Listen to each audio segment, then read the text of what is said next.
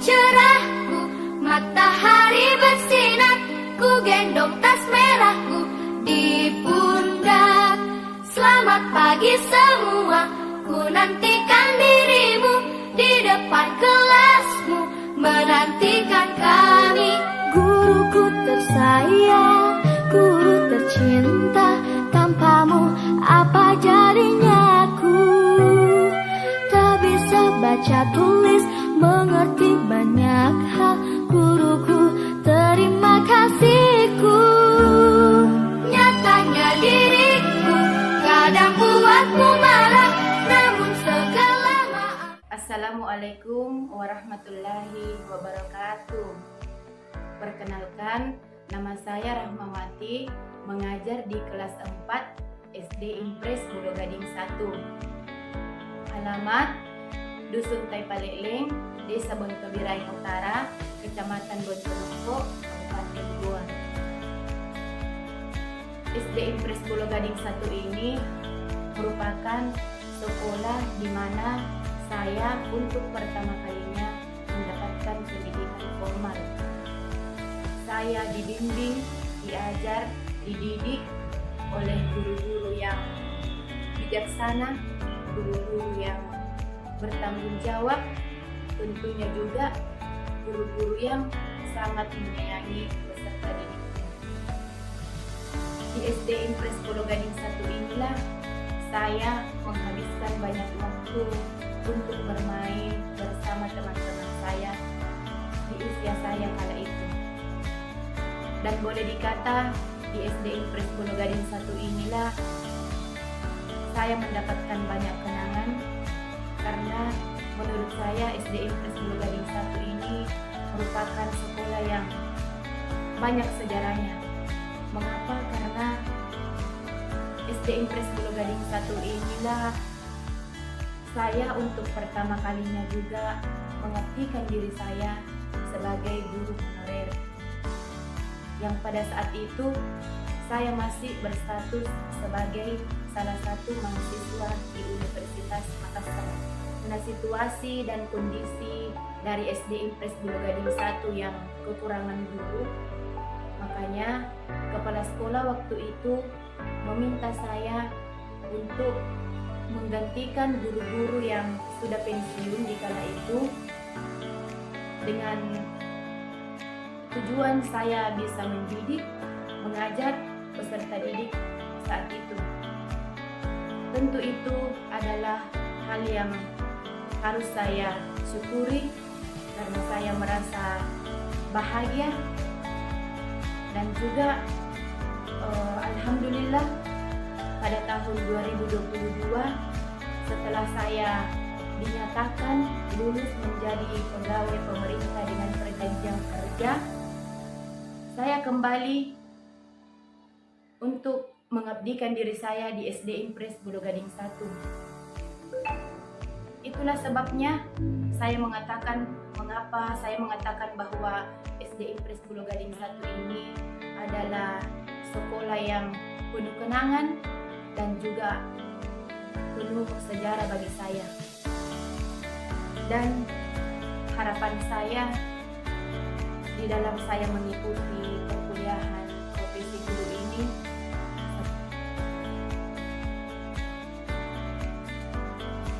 semoga saya dapat dengan mudah untuk menjalani semua kegiatan-kegiatannya dan untuk menyelesaikan tugas-tugasnya, dan terlebih dengan harapan saya dapat menyandang nama sebagai guru yang profesional, sehingga saya bisa lebih mengabdikan diri saya, lebih bertanggung jawab sebagai seorang guru, khususnya untuk di SD Impres Pulau Gading 1 ini, karena saya ingin SD Impres Pulau Gading 1 ini menjadi selangkah lebih maju. Baiklah, untuk saat ini saya akan menceritakan sedikit pengalaman saya di dalam menjalankan kuliah profesi guru ini di tahun tahun 2023 kategori 1 yang ditetapkan di LPTK Universitas Negeri Manado. Untuk menjadi seorang guru itu bagi saya tidaklah mudah. Mengapa? Karena seorang guru itu adalah teladan, sikap baiknya, sikap buruknya seorang guru itu menjadi contoh, menjadi teladan bagi semua peserta didiknya. Dan tentunya kita sebagai seorang guru tidak ingin mencerminkan sikap-sikap yang tidak terpuji sebagai seorang guru. Mengapa? Karena peserta didik itu menjadi tanggung jawab kita untuk dicerdaskan, untuk mengarahkannya, menggapai semua cita-citanya, demi untuk masa depannya. Di awal-awal PPG ini, kami sebagai mahasiswa ditugaskan untuk mengumpulkan, merampung semua masalah-masalah yang sering kami temui di kelas, baik itu dari segi literasi, numerasi, dan pedagogiknya. Dan untuk masalah yang sering saya temui di kelas saya, itu adalah kurangnya motivasi dan semangat peserta didik di dalam mengikuti pelajaran. Dan juga masalah yang sering saya temui di kelas itu adalah rendahnya hasil belajar bagi siswa. Tentu ini adalah masalah yang patut menjadi perhatian kita sebagai seorang guru. Dan mungkin saya pribadi sebagai seorang guru, selama pembelajaran yang saya lakukan mungkin masih bersifat monoton. Oleh sebab itu, tidak adanya rasa semangat, tidak adanya rasa motivasi bagi peserta didik untuk mengikuti pelajaran. Tentunya adanya masalah-masalah pada peserta didik itu bukanlah sepenuhnya kesalahan dari peserta didik itu dan orang tuanya. Itu juga kesalahan dari kami sebagai seorang guru yang mungkin di dalam pembelajarannya itu masih kurang kreatif, di mana dari segi penerapan model-modelnya yang belum inovatif, dan juga dari segi pemberian soal yang belum berbasis quotes, serta pembuatan atau penggunaan media pembelajaran yang belum berbasis IT. Penerapan model yang belum inovatif di kelas. Untuk saya pribadi, itu karena saya masih kurangnya pemahaman tentang sintaks-sintaks atau langkah-langkah dari model yang inovatif, dan juga kurangnya pemahaman saya mengenai model-model pembelajaran yang sesuai dengan karakteristik siswa, utamanya juga sesuai dengan karakteristik pembelajaran. Dan untuk pemberian soal-soal yang hots itu, jujur saya juga belum memahami betul bagaimana itu pemberian soal atau tingkat soal yang berbasis hots. Dan oleh sebab itu di kelas itu saya jarang memberikan soal-soal yang berbasis hots. Dan untuk penggunaan media yang belum berbasis IT, mungkin itu disebabkan karena saya yang kurangnya waktu membagi untuk merencanakan atau menyusun media pembelajaran yang sudah berbasis IT. Oleh sebab itu, mungkin dari semua masalah-masalah yang dihadapi oleh peserta didik atau yang sering terjadi pada peserta didik, itu menjadi PR bagi saya sebagai seorang guru. Bagaimana saya mengupayakannya untuk menciptakan pembelajaran yang lebih kreatif, sehingga anak-anak itu bisa bersemangat dalam mengikuti pelajarannya. Dari masalah-masalah yang saya sampaikan, tentunya imbasnya itu bagi peserta didik, yaitu rendahnya hasil belajar peserta didik.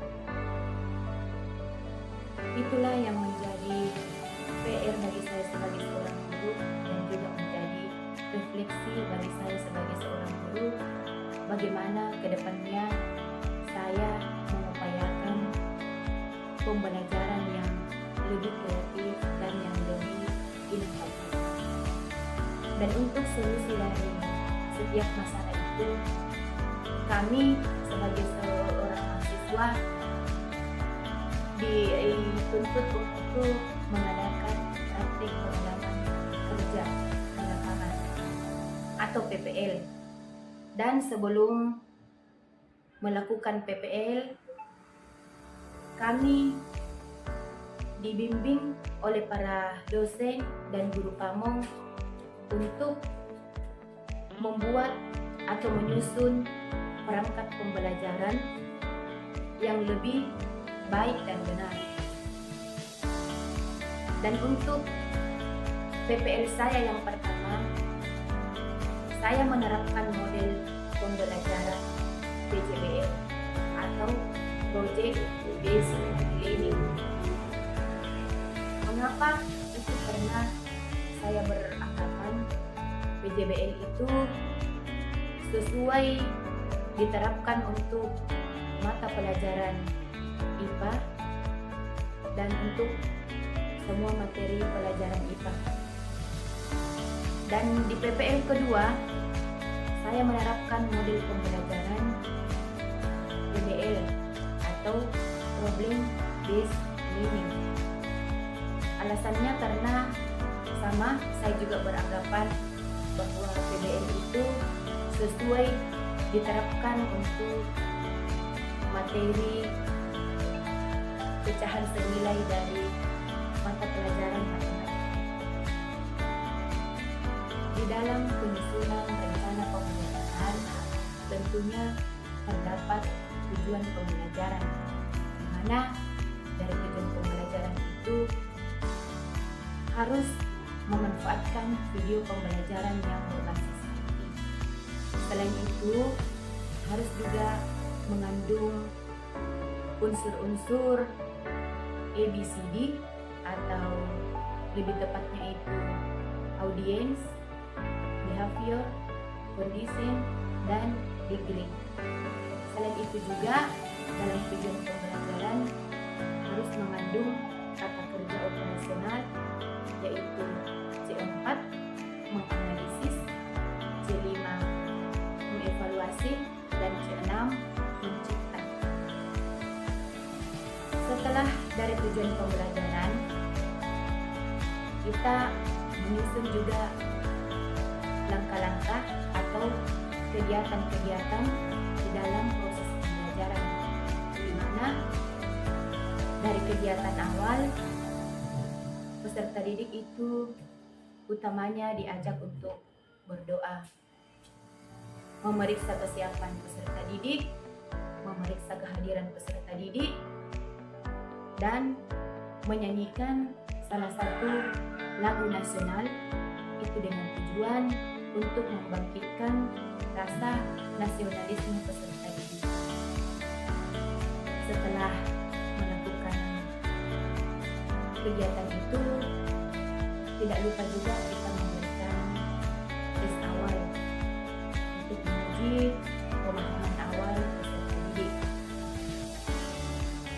Dan untuk langkah selanjutnya yaitu kegiatan inti. Di kegiatan inti ini kita menerapkan model-model pembelajaran yang inovatif. seperti yang saya sampaikan sebelumnya, bahwa di aksi 1 itu saya menerapkan model pembelajaran PJBL. Nah, adapun langkah-langkah dari PJBL itu sendiri, yang pertama orientasi masalah, di mana pada langkah ini peserta didik diajak untuk menyaksikan atau menonton video pembelajaran. Itu supaya peserta didik menyimak, mendengarkan video pembelajaran, supaya peserta didik dapat memahami materi-materi yang ditampilkan dari video pembelajaran.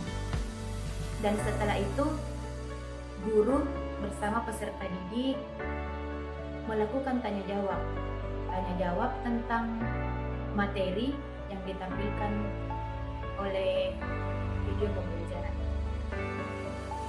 Dan untuk langkah yang selanjutnya dari model PJBL yaitu desain proyek. Dalam langkah ini, peserta didik dibagi ke dalam beberapa kelompok. Setelah dibagi ke dalam beberapa kelompok, guru membagikan beban kerja peserta didik atau UKPD. Ini supaya nantinya peserta didik dapat menyelesaikan tugasnya atau dapat menyelesaikan proyeknya secara berdiskusi. Peserta didik diarahkan oleh guru untuk membaca dan mencermati apa-apa yang terdapat pada lembar kerja peserta didik. Dan setelah itu, peserta didik dapat mendiskusikannya bersama dengan teman tentang proyek apa yang mereka akan kerjakan. 9.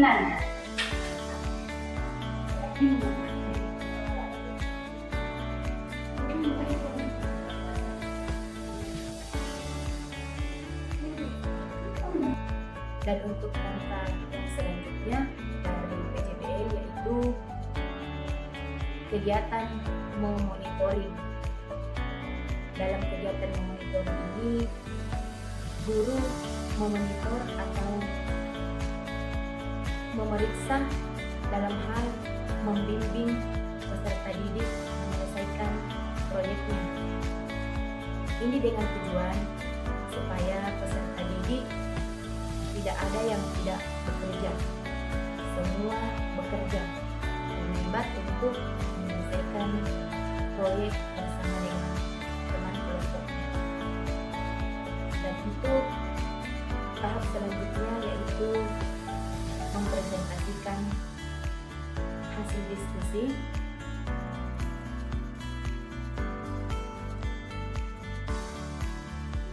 di mana dalam langkah ini peserta didik ditugaskan untuk maju ke depan temannya, menyampaikan atau memperlihatkan apa yang menjadi kegiatan proyeknya. Ini tujuannya supaya peserta didik dapat lebih percaya diri maju di depan kelas dan berbicara di depan kelas, berbicara di depan teman-teman. Dan untuk tahap yang terakhir yaitu tahap evaluasi, di mana di tahap evaluasi ini guru memberikan tes evaluasi kepada peserta didik yang dikerjakan secara mandiri. Ini bertujuan supaya guru dapat mengetahui tingkat dari pemahaman peserta didik mengenai materi yang disampaikan hari ini. Selain dari itu, saya juga sebagai seorang guru, untuk lebih kreatif, saya melakukan ice breaking. Ice breaking itu bertujuan supaya peserta didik tidak merasa jenuh, tidak merasa bosan di dalam kelas. Dan tentunya itu lebih meningkatkan kembali rasa semangat peserta didik di dalam mengikuti pelajaran. Breaking yang sering saya lakukan di kelas itu saya tampilkan semua video, kemudian anak-anak mengikuti dalam video dengan bernyanyi, bergerak, itu untuk lebih bersemangat lagi peserta didik. Dan untuk kegiatan yang terakhir yaitu kegiatan untuk pada kegiatan ini guru bersama peserta didik menyimpulkan pembelajaran, menyimpulkan materi pelajaran, dan guru melakukan refleksi tentang apa-apa saja yang peserta didik senangi, apa-apa saja yang peserta didik sukai pada materi pelajaran. Dan selain itu, guru juga mengajak peserta didik untuk menyanyikan salah satu lagu daerah. Tujuannya itu supaya peserta didik mengetahui apa-apa saja atau lagu-lagu apa saja yang ada di setiap daerah di seluruh Indonesia. Dan melalui menyanyikannya lagu daerah, saya mengambilkan contoh pesan-pesan moral yang terkandung pada lagu daerah tersebut. Lagu daerah yang biasa saya tampilkan di kelas untuk dinyanyikan anak-anak itu adalah lagu Pakarena. Lagu Pakarena ini berasal dari Sulawesi Selatan. Di dalam lagu Pakarena, moral atau pesan-pesan yang bisa disampaikan kepada peserta didik yaitu tentang adat dan budaya yang ada di Sulawesi Selatan. Tentunya dengan adat yang ada di Sulawesi Selatan itu seperti bertutur kata yang baik, bertutur kata yang sopan, dan juga memakai pakaian-pakaian adat itu patut dicontoh atau patut diteladani oleh peserta didik. Selain dari itu juga saya menyusun bahan ajar atau materi ajar. Pada materi ajar ini saya susun dengan semenarik mungkin supaya peserta didik dapat lebih semangat untuk mempelajarinya. Seperti materi ajar, saya menggunakan aplikasi Canva, kemudian saya jadikan untuk PowerPoint. Di PowerPoint itu saya tampilkan melalui laptop, proyektor, speaker, dan mikrofon. Tentu dengan adanya persiapan atau alat-alat demikian sangat membantu bagi saya dalam menyampaikan materi. Mengapa? Karena selain untuk menarik perhatian siswa, saya juga sebagai seorang guru dapat lebih mengetahui tentang materi-materi pelajaran yang tidak hanya tercantum pada buku, tetapi seperti di YouTube itu sudah ada yang bisa saya gunakan untuk ditampilkan kepada peserta didik. Dan juga mengenai tes awal dan tes akhirnya dan LKPD siswa, saya susun dan saya buat semenarik mungkin. Itu juga dengan tujuan supaya peserta didik dapat lebih tertantang atau dapat lebih bahagia menyelesaikan soal-soal yang ada pada tes awal, tes akhir, maupun pada LKPD. Dan dengan tujuan untuk membangkitkan rasa semangat, rasa motivasi, dan rasa bahagia siswa, gembiranya siswa, itulah yang menjadi keinginan saya sebagai seorang guru. jika peserta didik menjadi senang, saya juga sebagai seorang guru tentunya menjadi lebih senang. Oleh sebab itu, saya sangat bersyukur karena dengan dilakukannya PPL atau praktik pengalaman di lapangan itu memberikan saya apresiasi atau inspirasi untuk kedepannya bagaimana saya menyusun kembali atau membuat kembali langkah-langkah pembelajaran yang lebih inovatif dan kreatif. Dari kegiatan PPL ini memberikan perubahan yang signifikan bagi peserta didik. Itu terbukti dari peserta didik yang lebih kreatif dan lebih bersemangat dalam mengikuti pelajaran. Terlihat dari perubahan tingkah laku peserta didik, seperti kala itu peserta didik Ibu kapan lagi kita akan belajar seperti yang Ibu tampilkan. Kapan lagi Ibu kita melakukan percobaan?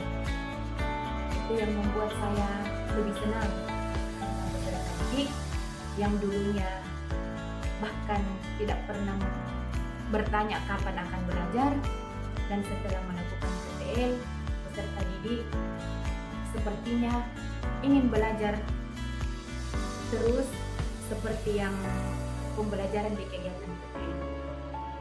Dan selain dari itu, perubahan hasil dari belajar peserta didik juga berubah. Dari peserta didik saya yang jumlahnya 12 orang, itu setelah melakukan PPL, 2 orang saja yang nilainya masih standar. Dan sebelum-sebelumnya itu boleh dikata anak didik itu masih di bawah standar. Tetapi setelah melakukan PPL, itu nilainya sudah standar. Itu juga yang membuat saya lebih bahagia, lebih bersyukur, karena itulah perubahan peserta didik yang saya dapatkan. Adapun respon yang saya dapatkan selama dan setelah PPL itu dari kepala sekolah, dari teman-teman, itu adalah mereka dapat menjadikan sebagai bahan inspirasi bagaimana cara mereka mengubah cara belajar peserta didik untuk tidak mengurangi rasa jenuh, rasa bosan peserta didik dalam mengikuti pelajaran. Dan tentunya dengan juga dapat menginspirasi mereka untuk lebih menyusun rangkap pembelajaran yang inovatif. Mengapa saya ingin membagikan ini? Karena ini adalah sebagai bahan saya untuk refleksi apa yang harus saya lakukan, karena jujur saya sebagai seorang guru pasti terdapat banyak kekurangan, dan tidak apalah kita mengakui semua kekurangan-kekurangan kita. Tentunya jangan merasa malu, tetapi malulah ketika kita masih mempunyai kekurangan, tetapi kita belum berusaha untuk memperbaiki. Karena mengapa? Kita itu sebagai seorang guru harus belajar dan tetap belajar. Itu untuk demi meningkatkan kualitas kita lagi sebagai seorang guru, demi juga untuk kepentingan anak peserta didik kita, supaya peserta didik dapat dengan mudah memahami pelajaran yang kita sampaikan, supaya mereka juga mendapatkan hasil belajar yang maksimal, dan supaya mereka juga mudah untuk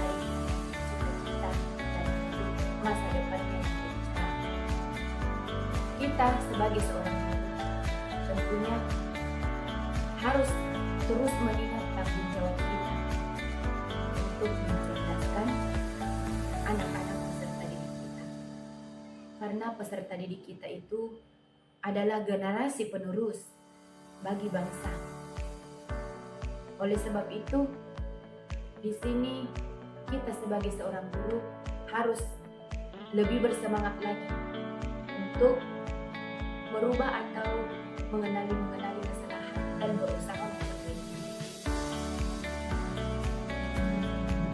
Karena seorang guru itu yang seperti tadi saya sampaikan sebelumnya sebagai model atau sebagai contoh yang dapat ditiru oleh peserta didik, baik itu dari perilaku baiknya, perilaku tercelanya, itu akan ditiru oleh peserta didik. Dan tentunya kita sebagai seorang guru tidak ingin menampilkan sikap yang buruk. Karena mengapa? Perlu juga kita tanamkan pendidikan yang berkarakter kepada peserta didik. Oleh sebab itu juga yang perlu saya sampaikan, kita itu sebagai seorang guru, janganlah kita terlalu lama berada di zona yang ternyaman. Karena sejatinya itu perjuangan tidaklah akan berakhir. Akan tetapi perjuangan itu bahkan baru akan dimulai. Mungkin kata-kata itulah yang harus saya tanamkan pada diri saya untuk lebih berusaha lebih baik bagaimana ke depannya. Dan baik, mungkin itulah yang bisa saya sampaikan mengenai pengalaman saya selama PPL. Dan saya ingin mengucapkan banyak terima kasih.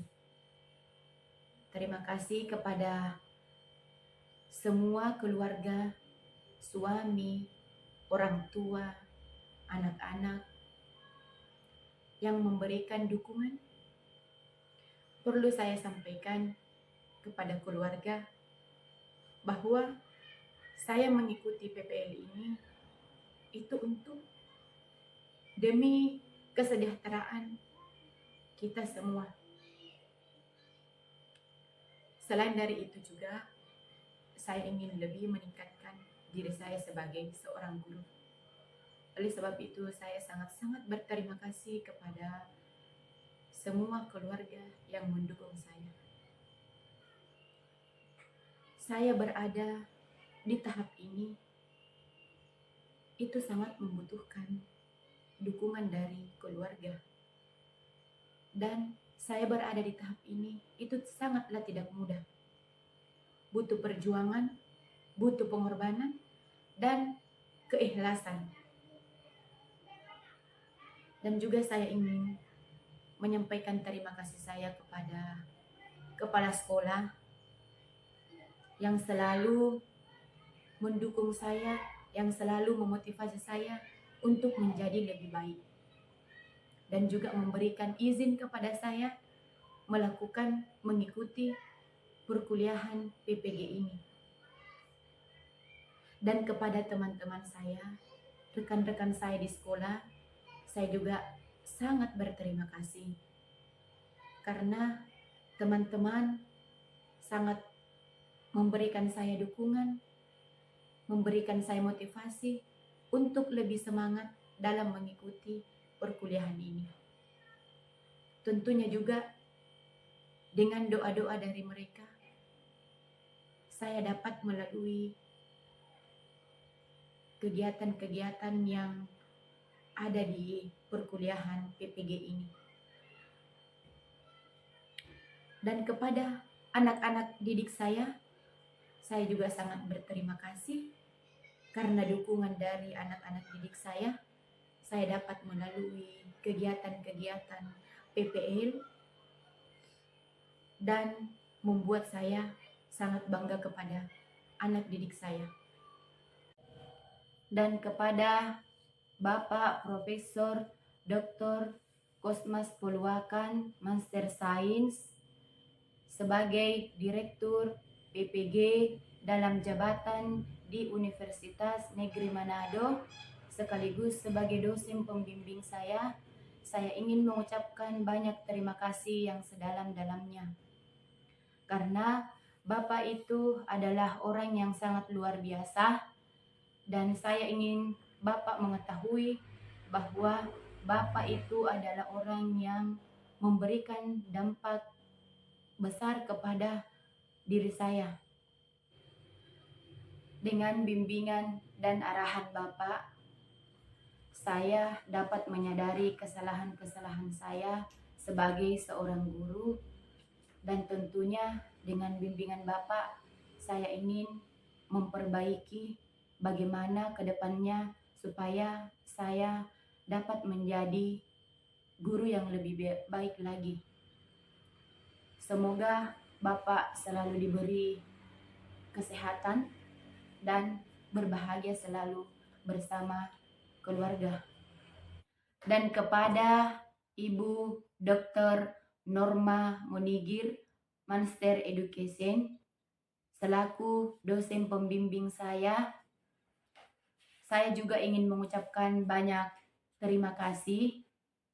Dengan sikap lembut Ibu, dengan sikap ramah, serta dengan sikap energiknya, saya terasa termotivasi, lebih bersemangat untuk menjadi guru yang lebih baik ke depannya.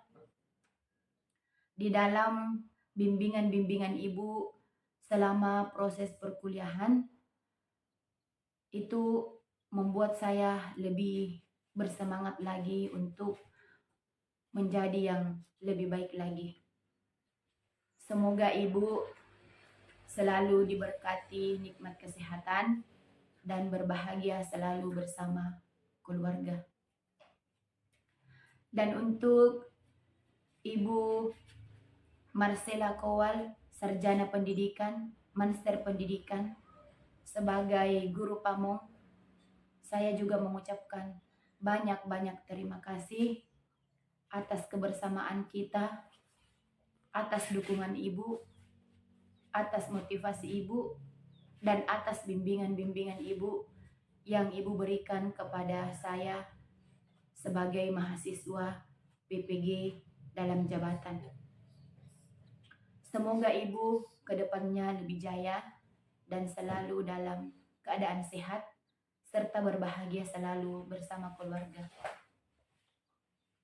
Dan kepada Ibu Norita Ratulangi, Sarjana Pendidikan, saya juga berterima kasih yang sedalam-dalamnya karena dengan sikap semangatnya Ibu yang tinggi, yang selalu memotivasi kami sebagai mahasiswa PPG dalam jabatan, itu membuat saya selalu ingin berpikir yang positif.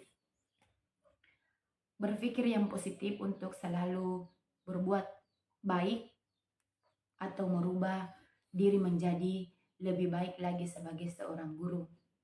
Semoga Ibu dalam kesehatan selalu dan berbahagia selalu bersama keluarga.